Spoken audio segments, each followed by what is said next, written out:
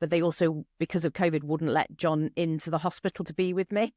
Right. And in the end, they broke the rules and let John in, and gave me something to eat and let John talk to me, and then came and did my blood pressure again, and it had calmed down, and I'd calmed down, and we left. But yeah, all they did at that point was look at the scan, point out this soft marker, and then sent me in for blood tests. And so I had just had blood taken at that point, and they said it'll take a few days to come back. And that's literally within like 2 or 3 days, it came back saying, again, I should have bought my notebook, because I've got it written at the back of some notebook somewhere in the house that says the exact words that what they call the screening midwives. It was a screening midwife that rang me with my results. And she said, you're 1 in so many thousand risk of having a child with Down syndrome. We have in the blood test, she said, we have been able to rule out Edwards and Patau because you're 1 in, so many million. The ratio was so beyond plausibility. Yeah. So at this point, let's paint the scene.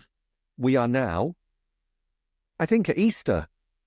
Getting towards that point. A little bit Easter. Yeah. Chocolates, fond of the chocolates. And we're at Easter time and 12-week scan. And in that scan, they've done some bloods. So they did the bloods, and that's when they rang me and said, you have a high risk of having a child with Down syndrome. And where were you at that time, Laura?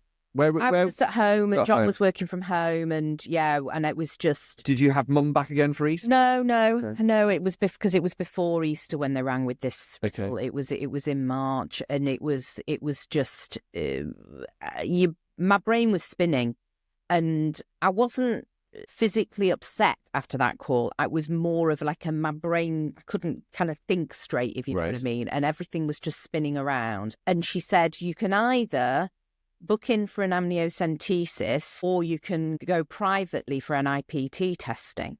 I mean, this is all of these terms at this point, I had no idea what they were talking about. So now you know, and for the aid of anybody listening, those 2 tests, what are they? So amniocentesis is where they put a needle into the fluid in the placenta and pull some of that fluid out and test it so that fluid can tell them if that child has any chromosomal abnormalities and that kind of thing. I don't know what else it tests for, but I know it does for Down syndrome.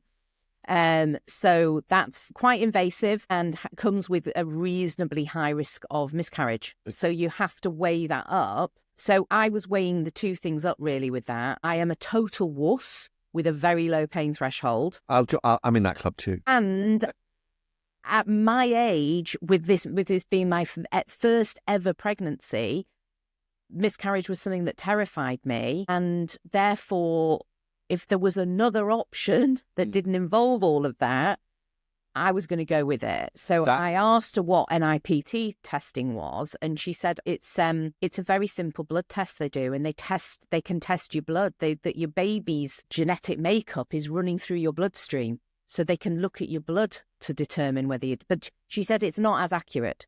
It doesn't come with the same level of accuracy. So the amniocentesis, or the CVS, I think it's called.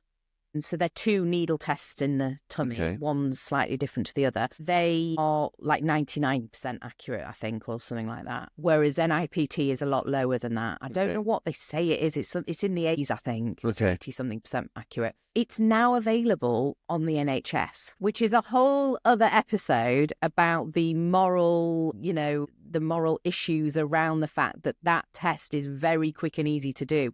Whereas amniocentesis is something that some people are put off doing, so may not find out their child has Down syndrome until their child is born. Whereas if NIPT testing is available to everybody can easily test with more accuracy than those original blood tests they do at the 12-week scan. So it's a debate that I'd love to get a guest on another episode to debate that one, because Sally Phillips, who was an actress in Bridget Jones, is it Sally Phillips? We might have to edit this. Sally Phillips? I think it's Sally Phillips. She was in Bridget Jones. So Sally Phillips has done a documentary looking at the introduction of the NIPT testing in the UK, and I would love to get her on at some point and have a chat with her about it. She has a son who has Down syndrome. Right. And that comes up again, actually, because we watched that documentary at a certain point in the process. But anyway, so NIPT testing wasn't available on the NHS. We had to go private. It wasn't silly money. It was, I think it was less than £1,000. Right.